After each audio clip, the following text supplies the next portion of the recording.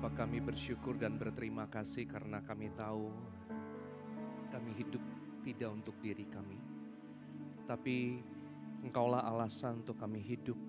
Engkaulah alasan untuk kami dapat bekerja, dapat studi, kami dapat melakukan kegiatan-kegiatan.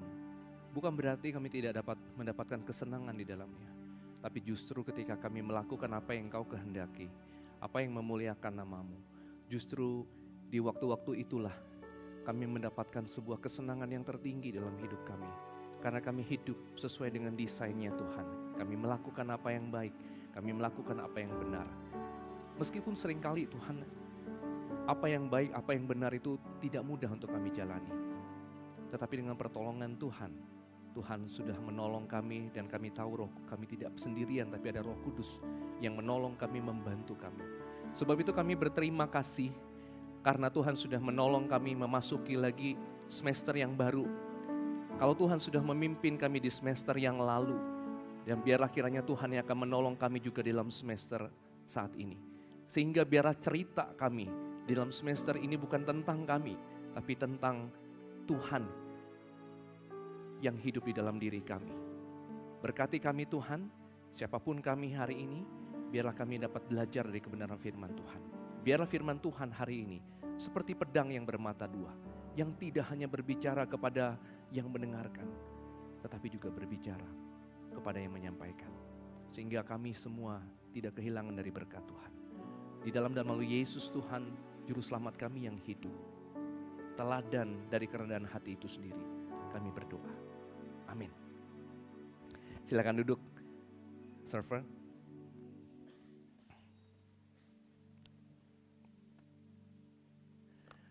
Saya mengajak teman-teman untuk membuka Alkitab, karena hari ini kita akan belajar dari satu kebagian firman Tuhan dari Filipi pasal 2. Boleh ya buka Alkitabnya? Teman-teman buka Alkitabnya dari Filipi pasalnya yang kedua, ayatnya yang ketiga dan ayat yang keempat. Boleh? Buka? Ayo dong, mana handphonemu ambil. Oke ya, ada aplikasi Alkitabnya? Boleh? Sudah? Filipi 2 ayat 3 dan ayat yang keempat. Ayat yang pendek, ayat yang nggak panjang, teman-teman perhatikan tiap kalimat yang ada di dalam aplikasi Alkitab digitalmu. Perhatikan ya, firman Tuhan berkata begini teman-teman ya. Filipi 2 ayat 3, dengan tidak mencari kepentingan sendiri atau pujian yang sia-sia. Sebaliknya, hendaklah dengan rendah hati yang seorang menganggap yang lain lebih utama daripada apa? Daripada dirinya sendiri. Ayat 4, dan janganlah tiap-tiap orang hanya memperhatikan apa? Kepentingannya sendiri, tetapi kepentingan orang lain juga. Nah, saya yakin semua kita punya sosial media, betul ya? Mungkin ada yang lebih dari satu, ada yang punya Instagram, ada yang punya TikTok, ada yang masih main Facebook? Ada? Nggak ada lah ya, saya aja udah nggak main Facebook teman-teman ya. Bayangin gitu ya, aduh kebanyakan saya hanya di Instagram saja begitu. Tetapi begini teman-teman, waktu kita punya sosial media ya, paling tidak adalah sekali dua kali kita melakukan selfie, betul? Ada? Waktu kamu ngambil selfie, berapa kali kamu ambil? Ada yang cukup selfie-nya cuma sekali doang? Sekarang lebih keren begitu ya. Kalau kayak gini sih rasanya masih pakai kamera depan, betul nggak? Sekarang pakai kamera belakang begitu ya. Dibuat 0,6 ya. Wah, nah pertanyaan saya, berapa kali kamu ambil selfie? Sekali? Dua kali? Atau sampai memori di HP penuh? Nah teman-teman, waktu kita ambil selfie, kita cari angle yang terbaik, pencahayaan yang paling bagus, kalau boleh cari filter yang paling keren gitu ya. Kenapa? Karena kita mau menampilkan versi terbaik dari diri kita. Kalau kita upload ke sosial media, kita mau kelihatan hebat, kelihatan keren, kelihatan menarik. Jangankan kalian, Kalian lihat aja emak-emak kalian. Gimana? Pakai HP. Betul nggak ya? Pergi makan sedikit, selfie. Pergi jalan sedikit, selfie, foto dan sebagainya. Nah teman-teman, yang begini ini bukan hanya remaja, tapi orang dewasa juga melakukan ini. Ini udah jadi bagian dalam kehidupan sehari-hari kita, betul? Ya. Sesuatu yang tidak ada batasan usianya. Dari remaja sampai orang dewasa, mungkin juga oma-oma melakukan hal itu. Nah sebenarnya teman-teman, tidak ada yang salah dengan ini, betul nggak? Karena semua orang juga melakukannya, tetapi memang ini bukan sesuatu yang salah. Tetapi tanpa sadar teman-teman, fokus waktu kita melakukan hal ini, fokusnya adalah pada saya, pada diri kita. Bahkan kalau kita foto bersama pun, waktu kita mau upload foto itu ke sosial media kita, ke Instagram kita, maka kemudian pasti kita akan pastikan foto kita waktu kita lagi gayanya bagus lah dan foto kita tidak blur lah yang kemudian kita upload ke sosial media kita. Yang lain jelek mah sebodo amat, betul? Nah teman-teman, sekali lagi tidak salah tapi tanpa sadar fokusnya selalu ke satu orang, yaitu saya. Cerita di media sosial kita adalah tentang saya, prestasi yang kita bagikan adalah tentang saya, kita adalah bintang utama dalam film kehidupan kita sendiri, saudara. Nah saya jadi teringat waktu saya membahas ayat ini, saya jadi teringat satu kisah, sebuah legenda kuno di Yunani yang katanya ada seorang pemuda tampan bernama Narsisus. Nah ada yang mulai tahu ya, dari kata Narsisus kita punya kata apa? Narsis. Ih kamu narsis. Nah kalau kita ngomong kamu narsis, itu sebetulnya kata itu diambil dari legenda ini.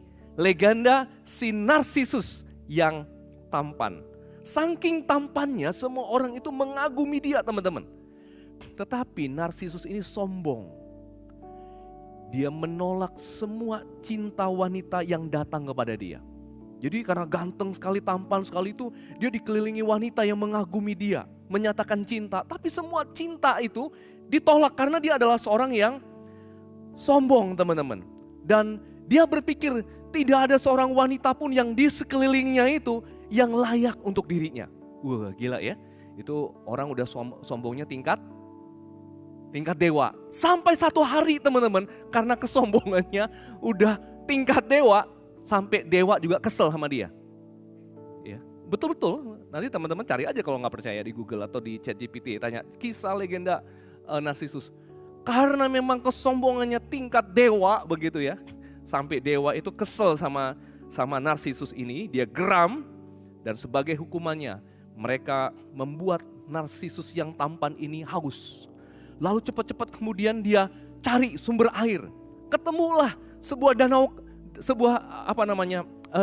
begitu ya. Waktu pas dia lihat danau itu dia mau minum, dia lihat gambaran pantulan wajahnya di danau yang jernih itu, yang tenang itu. Dia lihat, waktu dia lihat, wah dia pikir ini kok ada orang yang ganteng sekali ya, tampan sekali. Dia liatin terus teman-teman, liatin terus sampai dia lupa minum, lupa makan. Dan akhirnya mati di tepi danau itu. Teman-teman, itulah kisah dari Narsisus. Dia mencintai dirinya sendiri. Itu kutukan dari para dewa.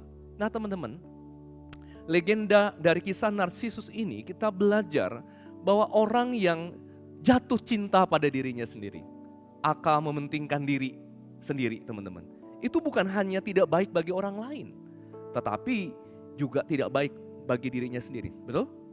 Ya. Bukan hanya orang merasa kesel, geram, ya, sampai dewa juga katanya kesel dengan orang yang seperti ini, tetapi juga tidak baik bagi diri orang itu sendiri. Jadi kalau kita itu mementingkan diri kita, itu tidak hanya tidak baik bagi orang lain, tapi juga tidak baik bagi diri kita. Contohnya adalah kisah dari Narsisus ini. Tapi pertanyaannya, bagaimana kita bisa lepas dari jerat kepentingan diri sendiri dan memiliki kerendahan hati seperti tema kita hari ini teman-teman. Hati yang benar-benar peduli pada orang lain seperti yang Tuhan Yesus teladankan. Nah saya berharap dalam firman Tuhan hari ini, Dari Filipi tadi yang kita sudah baca, kita mau belajar bersama-sama. Saudara perhatikan apa yang Paulus katakan di dalam ayat ini.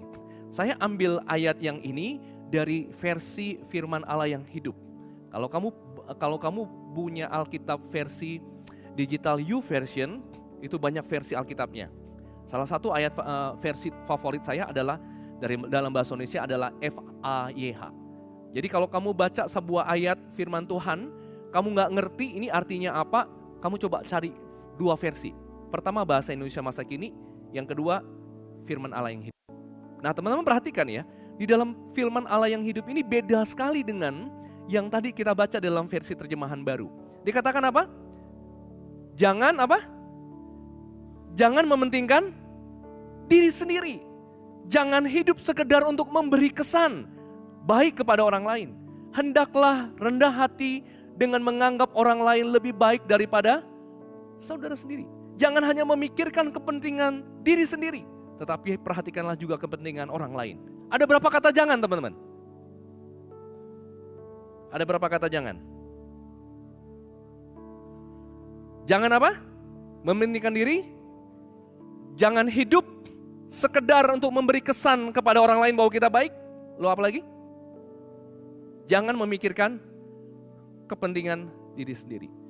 Dan ayat itu sebetulnya kalau kalimat-kalimat itu kalau kalian perhatikan itu kalimat yang maksudnya sama diulang-ulang sebanyak beberapa kali. Pertanyaan saya adalah mengapa Paulus kepada jemaat Filipi ini surat kepada sebuah jemaat? Jadi seperti dia menulis sebuah surat kepada jemaat GKI Anugerah. Lalu dia katakan jangan mementingkan diri sendiri. Kenapa dia tulis seperti ini? Ayo, logikanya apa? Kalau dia bilang jangan mementingkan diri sendiri, logikanya apa? Ada orang di jemaat itu yang egois, yang mementingkan diri, betul kan? Makanya dia kasih tahu jangan. Nah teman-teman, kalau teman-teman baca ayat ini surat Filipi itu sampai selesai dan cuma beberapa pasal, teman-teman akan bertemu dengan nama orang yang disebut oleh Paulus di pasal 4 ayat 2. Nama kedua orang ini adalah Eudia dan Sintike. Eudia dan Sintike adalah dua orang yang berkonflik satu dengan yang lain. Yang tidak akur satu dengan yang lain. Mulai menyerang satu dengan yang lain. Lalu kemungkinan yang kedua adalah di jemaat Filipi itu ada jemaat yang the have. Yang kaya, yang punya banyak harta. Tetapi satu sisi ada jemaat yang biasa-biasa saja.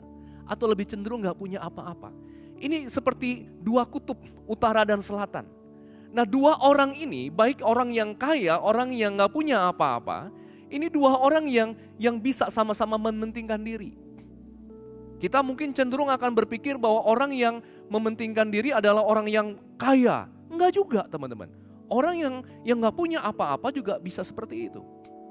Satu kali teman-teman saya pelayanan di sebuah kota. Waktu itu saya lagi praktek 1 tahun.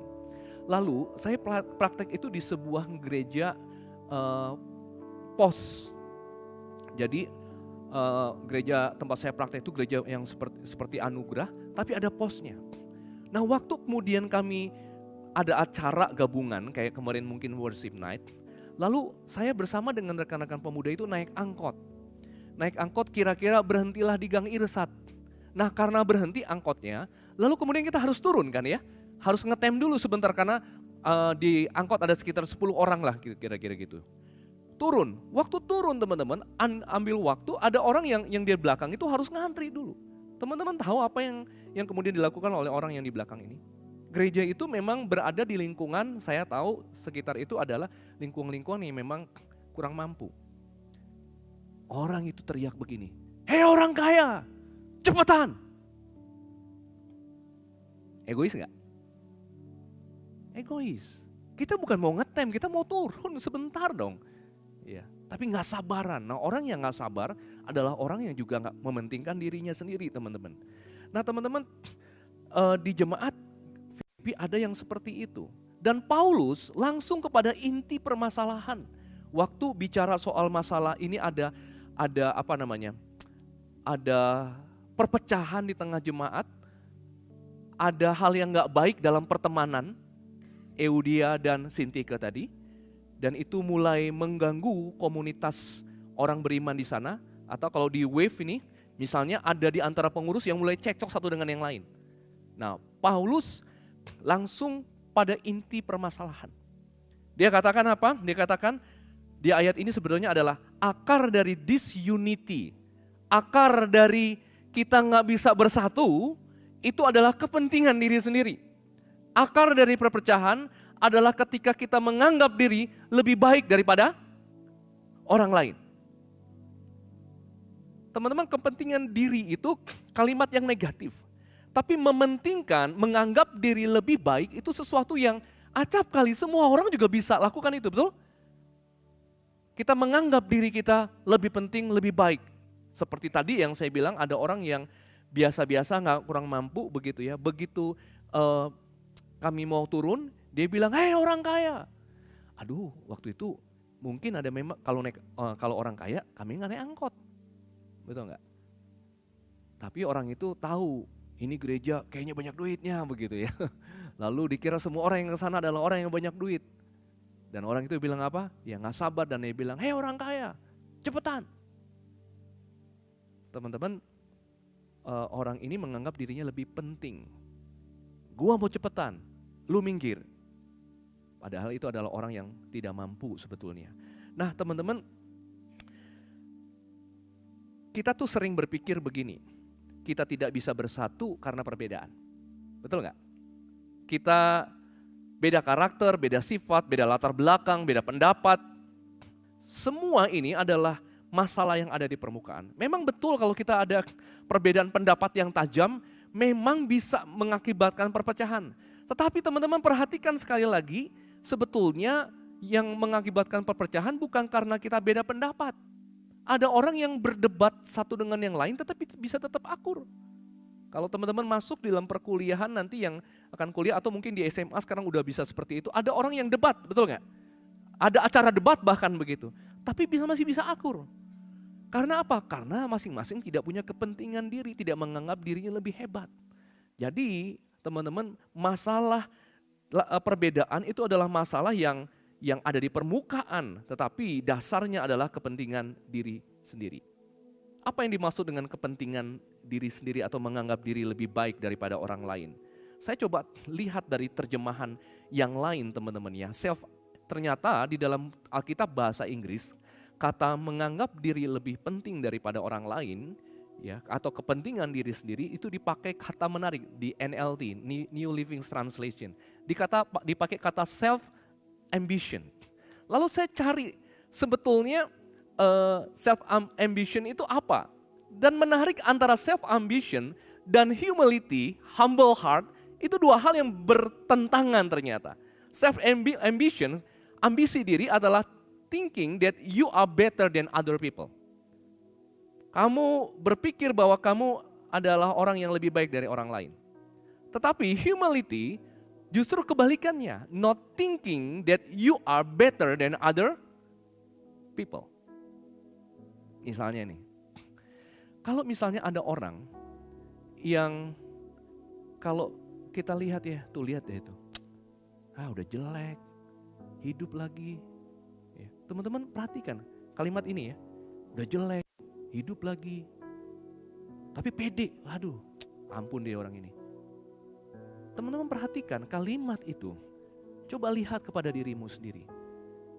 Kalau kita punya humility, kita akan bilang begini, saya itu gak lebih baik dari itu. Betul? Kalau kita kesel sama orang, ada gak coba kamu kesel sama seorang? Lihat muka aja ya kamu udah males. Kamu duduk di sebelah sini, karena dia duduk sebelah sana. Nggak mau. Segala sesuatu yang jelek kamu pikirkan di sini. Mungkin saat ini. Tapi coba kamu pikirkan. Semua yang kamu pikirkan jelek tentang orang itu, you are not better than that. Kamu sama juga. Nah teman-teman, jadi ini dua hal yang sangat berbeda. Orang ini punya ambisi, sebenarnya ambisi tidak salah teman-teman.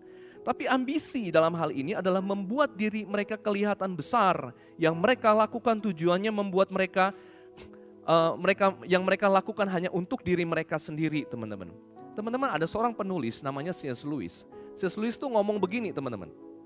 Dia katakan, humility is not thinking less of yourself, but thinking of yourself less. Apa bedanya? Kalau terjemahan bahasa Indonesianya adalah kerendahan hati bukanlah merendahkan diri sendiri, bukan minder, bukan insecure, bukan. Ya, humility itu nggak sama dengan orang yang insecure, bukan. Humility itu bukan berpikir bahwa diri kamu itu nggak berharga, bukan. Humility itu adalah mengurangi fokus perhatian pada diri sendiri. Kalau thinking less of yourself itu bukan merendahkan, meremehkan diri sendiri, bukan ya. Jadi kerendahan hati bukan ini, bukan merendahkan, meremehkan diri sendiri. Tetapi mengurangi fokus perhatian pada diri sendiri. Itu yang disebut dengan humility. Teman-teman, kerendahan hati yang sejati bukanlah tentang memiliki self-esteem yang rendah atau merasa tidak berharga. Tetapi membiarkan fokusnya beralih bukan kepada kita, teman-teman. Nah, inilah yang sebetulnya mirip dengan apa yang dikatakan oleh Paulus. Supaya kita memperhatikan kepentingan orang lain juga. Bukan karena kita tidak berharga, tapi karena kita cukup secure untuk tidak selalu memikirkan diri kita. Oke. Tapi teman-teman, naturnya kita nggak begitu. Ya, pada dasarnya kita tidak seperti ini yang dikatakan oleh C.S. Lewis. Seperti apa kita? Teman-teman, saya membaca sebuah buku, judulnya itu ini, The Art of Dealing with People. Ya, ini sudah diterjemahkan di Gramedia. Di dalam bukunya dia berkata begini, teman-teman. People are primarily interested in themselves, not in you. Ya. Orang itu tertariknya, ya, bukan pada dirimu, tapi pada dirinya. Coba aja kalau nggak percaya, nanti habis pulang dari ibadah ini, kamu ngobrol sama temanmu. Ya. Atau nanti kalau mungkin ada komit, teman-teman masuk ke dalam komit, coba lihat apa yang orang bicarakan tentang dirinya. Selalu kalimat yang dipakai saya. Ya. Jarang sekali kemudian orang itu membicarakan orang lain. Dirinya yang paling penting. Kalau nggak percaya, saya ada bukti satu lagi, teman-teman. Ayo coba lihat. Ini foto terakhir kemarin kalian read youth camp. Coba perhatikan sejenak foto ini. Ada yang ikut youth camp kemarin? Ada? Oke. Kalau ikut coba lihat ya. Fotonya ya. Udah? Udah lihat? Pertama kali foto siapa yang kamu cari? Yang di belakang ketawa kenapa? Kena ya? Yang kita cari adalah foto kita. Saya nggak tertarik lihat foto ini. Kenapa? Karena saya nggak ada. Itu sesuatu yang nyata karena pada naturnya kita tidak tertarik pada orang lain. Ayo, siapa yang cari fotonya Ciket Cat? Kagak ada. Dia juga nggak tertarik karena fotonya nggak ada di sini. Oh, nggak ikut foto? Ya nggak ada kan memang di foto kan? Itu buktinya, teman-teman. Secara kedagingan kita memang nggak tertarik pada orang lain. Naturnya kita ini mementingkan diri sendiri. Jangankan kalian bisa lihat itu ada pada orang tuamu. Serius. Dari mana saya tahu? Karena saya juga hari ini orang tua. Kadang-kadang teman-teman, yang penting bukan anak saya, tapi saya. Karena itu natur dari orang berdosa. Tapi teman-teman perhatikan, kepentingan diri itu adalah pintu tertutup untuk kemajuan. Pintu tertutup bagi pertumbuhan. Kalau kita membiarkan diri kita menjadi fokusnya terus, kita mementingkan diri kita, maka yang terjadi teman-teman tidak ada pertumbuhan. di dalam diri kita. Nggak ada kemajuan. Ambil contoh, kalau kamu orang yang paling pintar di kelas, atau paling pintar di sekolahmu, tapi kamu nggak bantu orang lain untuk bisa mengerjakan tugasnya, mengerjakan proyek. Kamu nggak bantu orang lain yang kesusahan untuk mengerjakan soal-soal tertentu, bukan pada ujian ya. Kalau kamu pintar untuk dirimu sendiri, kamu sudah mundur, kamu nggak maju. Orang lain akan bilang begini, dia itu pintar hanya untuk dirinya sendiri. Kalau teman-teman pemusik ini tadi, teman-teman, kalau dia main musik untuk dirinya sendiri, mereka nggak akan maju. Tapi waktu mereka tidak berpikir untuk dirinya, mereka berpikir bagaimana teman-teman semua bisa menyanyi, memuji Tuhan dengan lebih baik. Teman-teman, ada kemajuan. Ada kemajuan demi kemajuan. Ini sebetulnya yang harus kita waspadai. Perhatikan ini ya. Ini agak saya sedikit masuk sesuatu yang sulit, tapi teman-teman coba perhatikan fokus. Ini penting, kenapa saya pikir saya udah hampir gak mau masukin bagian ini. Tapi ini penting. Dan teman-teman kita harus belajar ini. Ini sebuah kutipan yang saya ambil dari seorang komentator Alkitab yang terkenal pada zamannya, sampai hari ini mempengaruhi banyak pikiran. Namanya John Calvin. Ya, John Calvin, Johannes Calvin dalam bahasa Indonesia. Teman-teman, dia ngomong begini di dalam komentarnya. Nothing is more difficult than for a man to forget himself. Dia bilang, tidak ada yang lebih sulit daripada seseorang untuk melupakan dirinya. Nggak bisa. Bayangin ini orang seorang pemikir besar, dia hidup sungguh-sungguh untuk Tuhan, tapi waktu dia membaca firman Tuhan ini, dia menuliskan sebuah komentar yang sungguh-sungguh keluar dari hatinya. Dia bilang, tidak ada yang paling sulit dari kita tidak memikirkan diri kita. Tapi dia bilang begini, tidak ada yang lebih penting dari ini. Artinya kalau dari muda kita belajar untuk tidak mementingkan diri sendiri, itu sesuatu yang luar biasa dalam kemajuan kita berikutnya waktu kita menjadi lebih dewasa. Teman-teman, kepentingan diri itu adalah bukan hanya pintu tertutup bagi semua pertumbuhan kita, tetapi juga itu adalah pintu terbuka. Tadi kalau saya bilang itu pintu tertutup bagi semua kemajuan dan pertumbuhan, tapi kepentingan diri juga adalah sebuah pintu terbuka untuk semua kejahatan. Orang-orang yang berbuat jahat adalah orang-orang yang mementingkan dirinya sendiri. Dia gak memikirkan orang lain. Udah ada yang nonton Squid Games yang ketiga? Wah, terakhir teman-teman, di game terakhir, spoiler dikit ya. Di game terakhir, Cikeket baru mau nonton katanya. Itu kemudian tinggal 3 orang. 4, 5, 6, terus nomor berapa? 3, 3, 3 sama 2, 2, 2. 2. Nah teman-teman, yang 2 ini adalah bayi. Siapa bapaknya? 3. Tapi si bapak itu sudah punya self ambition. Dia ingin menang sendiri dan dia akan bunuh anaknya. Teman-teman, itu yang saya bilang, self ambition, kepentingan diri itu pintu terbuka untuk semua kejahatan. Bagi saya ketika saya nonton Squid Game 1, 2, dan 3, teman-teman, itu hanya cerita tentang ini. Kalau kita punya self ambition, kita akan bisa melakukan segala sesuatu yang sebelumnya kita nggak pikirkan. Kejahatan yang kita nggak pikirkan.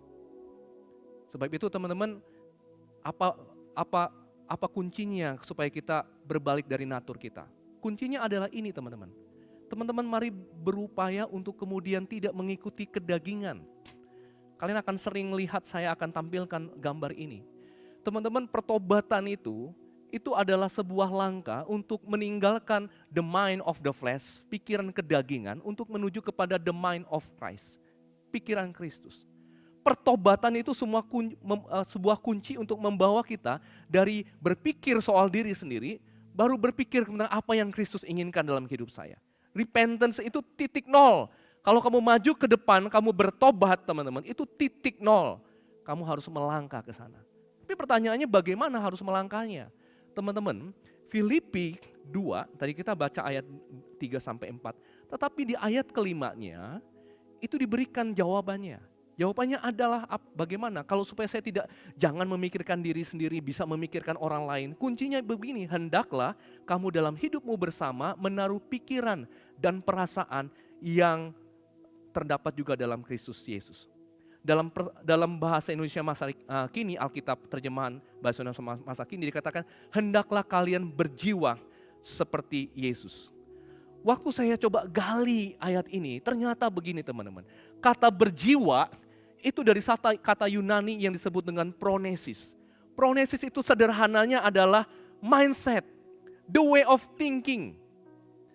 Jadi waktu kita punya jiwa seperti Yesus, artinya kita punya the way of thinkingnya Yesus. Mindsetnya Yesus. Apa yang Yesus pikirkan itu yang kita pikirkan juga. Lalu saya gali lebih dalam lagi, perhatikan kalimat ini. Saya coba cari lagi komentari yang bisa menolong saya, apa artinya bagaimana saya bisa berjiwa seperti Yesus. Teman-teman, seorang bernama Calvert, dia bilang begini, pikiran Kristus bukan hanya dipikirkan oleh kita, tetapi dipikirkan di dalam kita. Ya, kayak permainan kata ya. Pikiran Kristus itu bukan hanya dipikirkan oleh kita, tapi dipikirkan di dalam diri kita. Ia harus memiliki kendali atas kita, memimpin kita, menggerakkan kita, membatasi kita. Maksudnya apa? Maksudnya begini teman-teman. Saya tidak hanya berpikir membaca ayat firman Tuhan, hendaklah kamu berjiwa seperti Kristus. That's all, udah. Itu namanya kita cuma pikirin doang. Tapi kalau kita pikirkan di dalam diri kita, itu sama seperti sapi ngunyah makanan. Tahu bagaimana sapi ngunyah makanan? Dia akan kunyah itu rumput, lalu kemudian dia masukkan ke dalam lambungnya. Apakah sudah seperti itu? Enggak kan ya? Apa yang kemudian dilakukan? Makanan yang sudah dia kunyah itu kemudian dia keluarkan lagi bukan? Dia kunyah lagi. Itu yang dilakukan, itu berulang kali. Itu sebabnya kamu ketika lihat sapi, begitu dia satu kali dia makan rumput, tapi seterusnya dia terus ngunyah. Dengan cara yang mirip dengan itu yang kita lakukan waktu kita belajar firman Tuhan. Seperti hari ini kamu bicara firman Tuhan, kedengar firman Tuhan, baca firman Tuhan bersama-sama, firman Tuhan itu masuk ke dalam kepalamu. Tapi enggak hanya seperti itu. Nanti di komit kamu ulangi. Besok mungkin kamu lihat lagi ayatnya, kamu hafalkan. Itulah sebabnya di dalam grup pemuridan, saya mendorong teman-teman untuk menghafalkan ayat firman Tuhan. Kenapa? Karena itu caranya teman-teman, supaya pikiran Yesus itu tidak hanya dipikirkan oleh kita, tapi dipikirkan di dalam diri kita.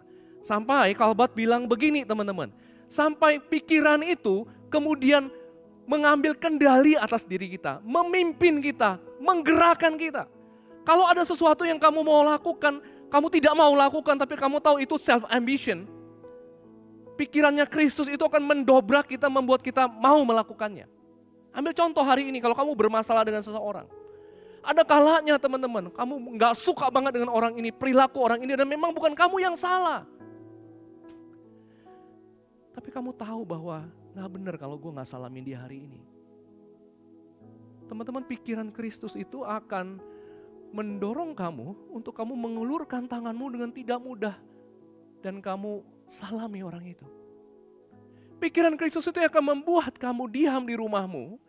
Dan kamu mau berdoa dan minta Tuhan berkati orang yang tidak kamu sukai itu. Dan ada kalanya, ada sesuatu yang kamu ingin lakukan, kamu ingin balas. Kamu ingin mengucapkan sesuatu yang buruk tentang orang itu. Tapi teman-teman, firman Tuhan di dalam dirimu itu akan membuat kamu berhenti untuk melakukannya. Stop. Ada kalanya mungkin di sekolahan, ya temenmu ngejek kamu. Kamu badannya lebih besar daripada yang ngejek kamu. Kamu bisa kemudian melawan dia. Tapi firman Tuhan itu kemudian berbicara dalam hatimu. Tahan tahan, sabar.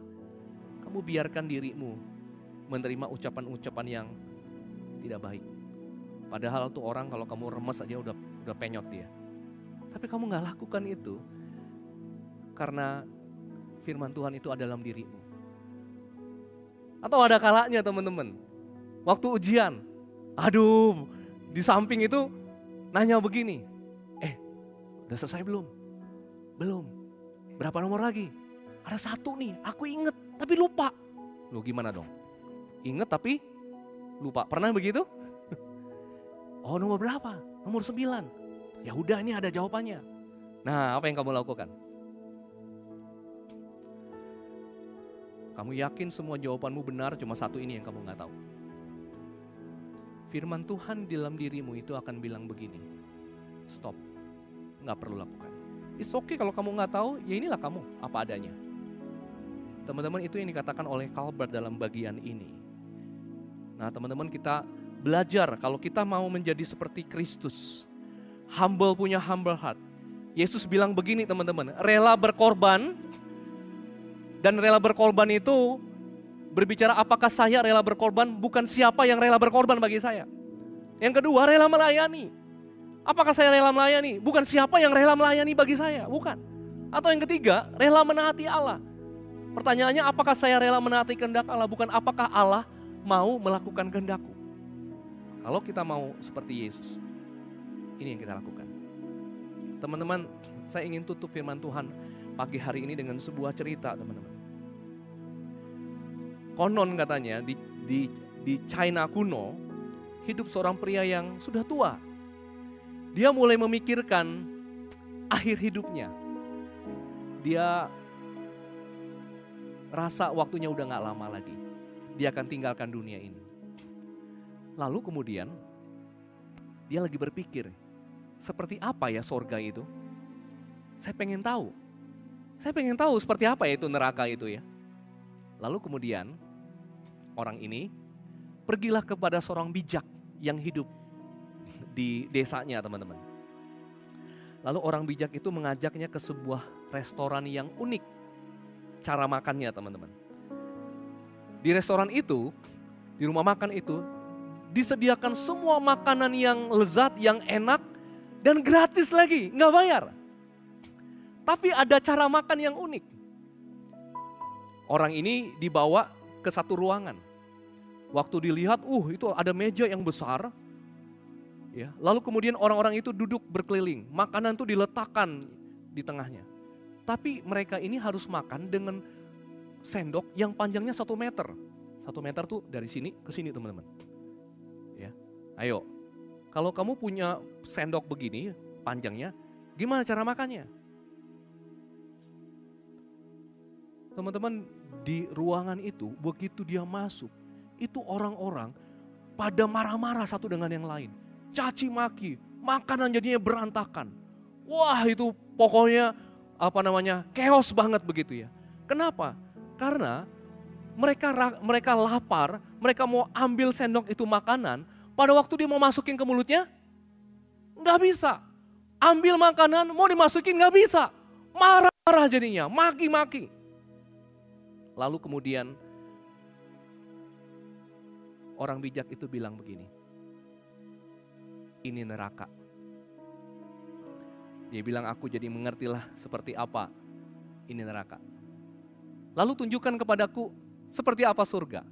Lalu orang bijak itu mengajak dia ke ruangan yang berbeda. Tapi begitu buka pintu ruangan itu, dilihat mejanya sama, makanannya sama, gratis juga dan ada sendok 1 meter. Tapi semua makan dengan enak. Semua tersenyum. Kenapa teman-teman? Kenapa yang satu gak bisa makan dan yang satu ini bisa makan? Padahal semuanya sama. Karena sendok itu dia ambil makanan. Waktu diambil makanan dia tidak menyuapkan kepada dirinya sendiri, tapi dia suapkan orang yang ada di depannya. Ambil, dia suapkan yang depannya. Yang di depannya juga melakukan yang sama. Dia ambil makanan, dia suapin orang yang suapin dia. kemudian orang bijak itu berkata seperti ini teman-teman. Dia katakan, jika kamu ingin merasakan surga di bumi, berusahalah hidup untuk orang lain, bukan untuk dirimu sendiri. Karena surga itu sesuatu yang simple, sederhana. Setiap orang tidak memikirkan dirinya sendiri, tapi memikirkan orang lain. Dan teman-teman, itulah yang Yesus lakukan. Sepanjang hidupnya di bumi, dia tidak pernah hidup untuk dirinya sendiri. Bahkan kematiannya tidak untuk dirinya sendiri. Kematiannya itu untuk saya dan teman-teman. Supaya kita semua satu hari bisa merasakan surga, tempat di mana dia berada.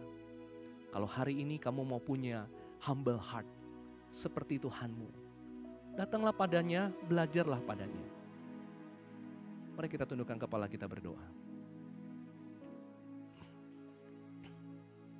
Teman-teman, waktu dengar firman Tuhan ini, bisa jadi di dalam hatimu ada sesuatu yang tidak mengenakan dengan seseorang.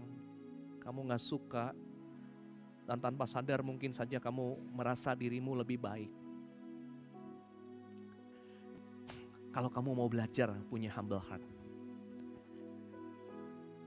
sekarang teman-teman doakan orang itu. Mohon berkat daripada Tuhan untuk orang itu. Gak gampang memang. Tapi kalau kamu mau belajar seperti Tuhanmu, itulah yang dia lakukan. Di atas kayu salib, dia berkata, Tuhan ampuni orang-orang yang menyalibkan aku. Karena mereka tidak tahu apa yang mereka perbuat. Teman-teman, ambil waktu sejenak. Doakan orang yang kamu mungkin gak suka. Mungkin itu keluargamu, mungkin itu papamu, mamamu. Ampuni mereka. Katakan perkataan berkat, doa berkat bagi orang-orang itu. Di situ kamu akan belajar bagaimana punya hati yang humble. Karena kamu belajar untuk mementingkan orang lain, bukan dirimu sendiri. Saya berikan waktu teman-teman berdoa.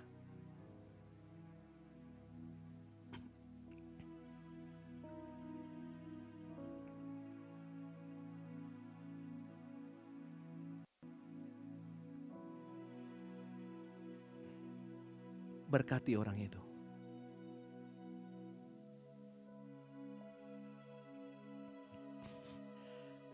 Minta segala yang baik terjadi dalam hidupnya. Dan minta Tuhan supaya Tuhan memberikan perasaan suka kepada orang ini. Mau berteman dengan dia. Mau melakukan yang baik. Bahkan kalau Tuhan menggerakkan engkau untuk memberikan sesuatu kepada dia, lakukan. Bapa, hari ini kami belajar firman Tuhan yang berkata jangan mementingkan diri sendiri. Hendaklah tiap orang itu memperhatikan kepentingan orang lain, bukan dirinya.